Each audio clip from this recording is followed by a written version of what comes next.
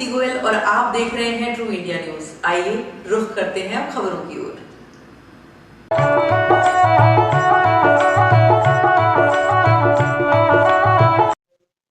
True India के लिए मैं आनंद कल्ला। बात आज कुछ ऐसी जो आपने सोची भी नहीं, बिल्कुल अलग, जो मुलाकात सबसे तो करवाती है, हर बात को बतलाती है और जो जरूरत है जिसकी उस तक वो बात पहुंचाती है।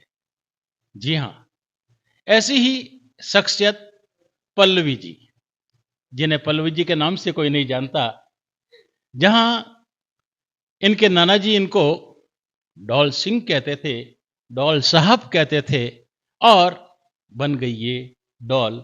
और हमारी डॉल सी दिखने वाली हर कोई जानता है। आज जोधपुर में और जोधपुर के बाहर भी बात उन्हीं से करेंगे। कैसा लगता है डॉल जब आप अपनी बात हमसे करेंगी? बहुत अच्छा लगता है। पहले तो मैं कहना चाहूंगी हेलो जोधपुर, क्योंकि ये मेरा सिग्नेचर स्टाइल है कि मैं अपना वीडियो स्टार्ट करते टाइम हमेशा बोलती हूँ हेलो जोधपुर। तो बिल्कुल हेलो जोधपुर के साथ ही हम हमारी आज की बात करेंगे, क्योंकि जोधपुर के साथ अगर कोई भी हेलो करता है तो निश्चित रूप से दुनिया में अपनी पहचान बनाता है। बिल्कुल हमारी पहली मुलाकात के साथ हम पहला सवाल भी यही करेंगे कि आपके मन में आपका ये काम जो आप कर रहे हैं कैसे आया? मेरा खाने के लिए बहुत शौक था मुझे कि खाना भी और बनाना भी पसंद है। एक्चुअली मेरे स्कूल के टाइम में, 12th में और ग्रेजुएशन के टाइम मेरे होम साइंस सब्जेक्ट था। तो होम साइंस से मेरे को डेवलप हुआ ये इंटरेस्ट कि मैं खाने के साथ एक्सपेरिमेंट्स करूं, कुछ ना कुछ अतरंगी डिशेस बना देती थी। खाने में अच्छी होती थी, दिखने में इतनी अच्छी नहीं होती थी उस वक्त। तो ऐसे करते करते खाने के लिए मेरा लगाव बढ़ता गया और मैं कहीं भी जाती, कैफे रेस्टोरेंट, तो कुछ नया ट्राई करती, अच्छा ट्राई लगता तो मैं सोचती यार इसके बारे में मुझे किसी को बताना चाहिए, लोगों को भी रिकमेंडेशन देना चाहिए। तो उस शौक से मैंने अपना इंस्टाग्राम पेज स्टार्ट किया और उस पर मैं शेयर करने लग गई ये पिक्चर्स और अपना एक्सपीरियंस। तो सबसे पहले आपने जब ये शुरुआत की तो वो सबसे पहले शुरुआत मेरी हुई थी 2016 में।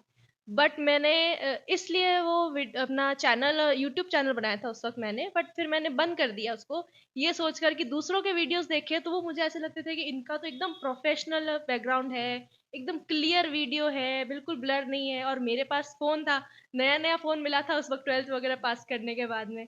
तो मुझे लगता कि मेरा इनके मुकाबले मेरा कौन देखेगा।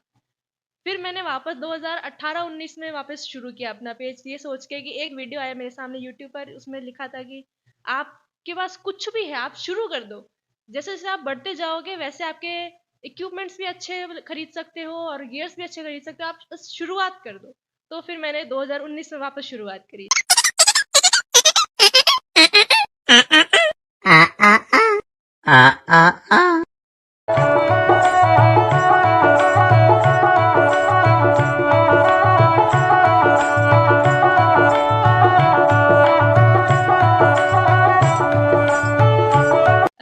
मैंने फूड की इंडस्ट्री में काम किया है, लाइक फूड के व्लॉग्स बनाए हैं, ट्रैवल व्लॉग्स बनाए हैं कि कहीं घूमने जाते हैं तो आपको कौन सी जगह जाना चाहिए, कौन सा खाना किस जगह का फेमस है वो ट्राई करना चाहिए।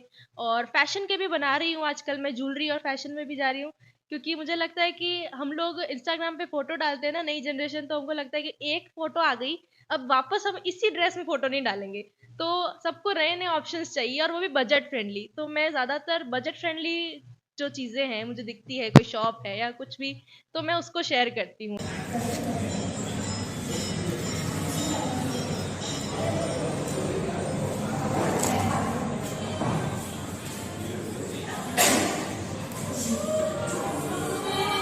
मेरा जिगर गया जी, अभी अभी यही था किधर। बातें तो यूं ही चलती रहेगी। जब खाने की बात आती है तो खाने के तो हम भी शौकीन हैं और कहते हैं कि जोधपुर के अंदर तो खावण खंडे और खंडे दो चीज प्रसिद्ध है। खंडों की बात करते तो आप तो उधर जाते नहीं, लेकिन खंडे न सही लेकिन बड़ी बड़ी ऐसी इमारतों की भी जानकारी आप देते हैं, तो इसलिए वो बात आ जाती है। और खाने की दृष्टि से अगर कुछ ऐसा जब आपको ऐसा लगा कि साहब इतनी सारी चीजें हैं, क्या खाऊं क्या खाऊं, तो वहाँ का भी अनुभव हम आपसे जानना चाहेंगे।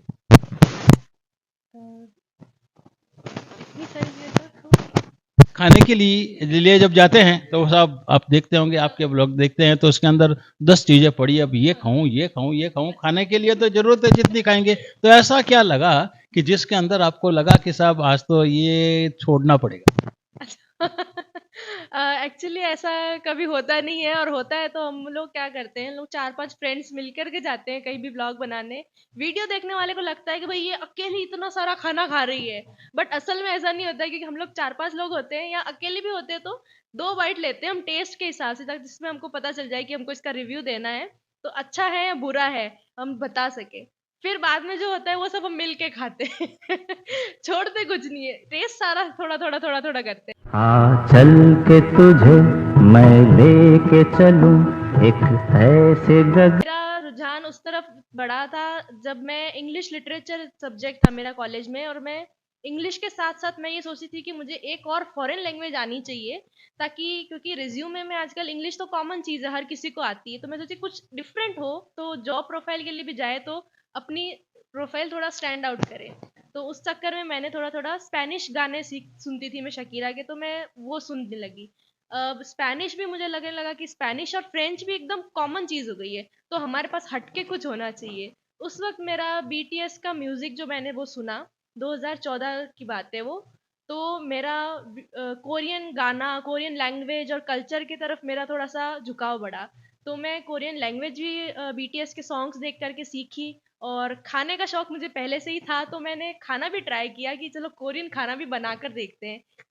तो उस वज़ह से मैंने घर में काफ़ी डिशेज़ ट्राई करी कोरियन बना कर के, अच्छी बनी। और उसके बाद में मैंने सोचा कि भई मेरे जैसे और भी तो लोग होंगे जिनकी इच्छा होगी कि कोरियन खाना खाना है हमको भी, बट जोधपुर में एक्चुअली कोई प्रॉपर वेज रेस्टोरेंट नहीं है ऐसा, जहाँ पे कोरियन खाना मिलता हो। तो एज़ अ बीटीएस की फ़ैन मैंने एक बच्चों के लिए, जो हम फ़ैन्स हैं, सब फ़ैन्स के लिए एक इवेंट ऑर्गेनाइज़ किया। उसमें मैंने बच्चों के लिए, सबके लिए बनाया भी खाना और खुद भी खाया, और सबने हमने एन्जॉय किया। तो ये चीज़ जोधपुर में अभी के-पॉप से रिलेटेड इवेंट्स ऑर्गेनाइज़ करवाती हूँ मैं टाइम टू टाइम। तो बहुत मज़ा आता है, जो लोग आते हैं वहाँ पर भी वो लोग कहते हैं कि हमने तो पहली बार खाया कोरियन खाना और बहुत अच्छा लगा। तो सुन के खुशी मिलती है कि मेरी तरफ जैसे कोई खुश हो रहा है। क्योंकि हम लोग हर कोई तो कोरिया नहीं जा सकता।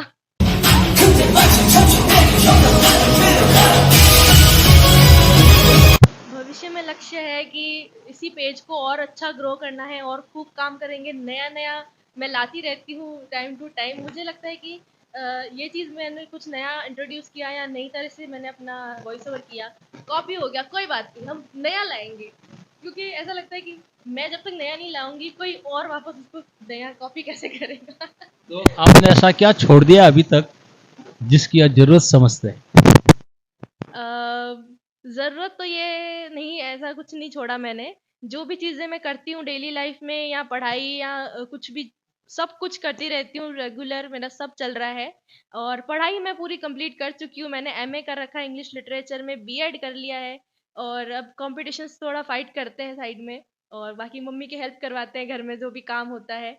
उसके अलावा जो कंटेंट क्रिएशन है उसी को फुल टाइम जॉब बनाने की इच्छा है मेरी तो, क्योंकि ऐसा लगता है कि इसमें आप खुद अपने बॉस हैं और आप खुद चाहे जो कर सकते हैं इस पे पॉजिटिव वे में।